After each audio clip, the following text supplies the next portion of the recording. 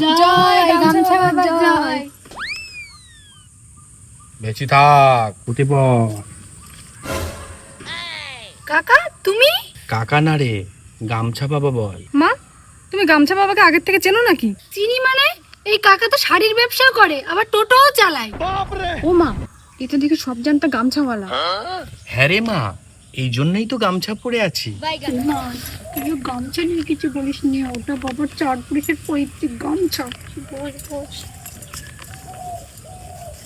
বল মা, তোদের সমস্যা বল।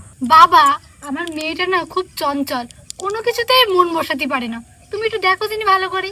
ও এই ব্যাপার, কোনো ব্যাপারই না। সিউ নট ফর মাইন্ড, কোষ্টিটা দে।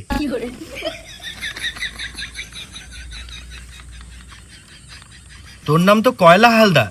হ্যাঁ বাবা ঠিক বলেছেন। তোর বাবার নাম ময়লা হালদার, আর তোর মার নাম লায়লা হালদার। বাবা আপনি তো অন্তর্যামী। আরে ওঠ মা ওঠ। আরো বলছি শোন, এই মাসে তোর বাড়িতে 5 কিলো গম, 15 কিলো আটা আর 10 কিলো চাল ঢুকিছে। ঠিক বললাম কি না? হ্যাঁ বাবা আপনি কি করে জানলেন? কি করে জানলাম?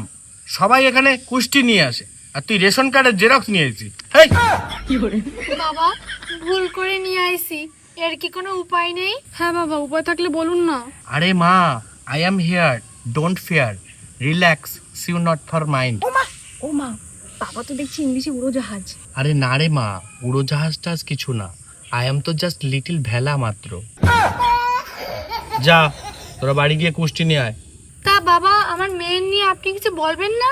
ওই যে বললাম, তোরা বাড়ি যা, বাড়িতে কুষ্টিটা নিয়ে আয়, তারপর সব বল। জয় গামছা বাবা জয়।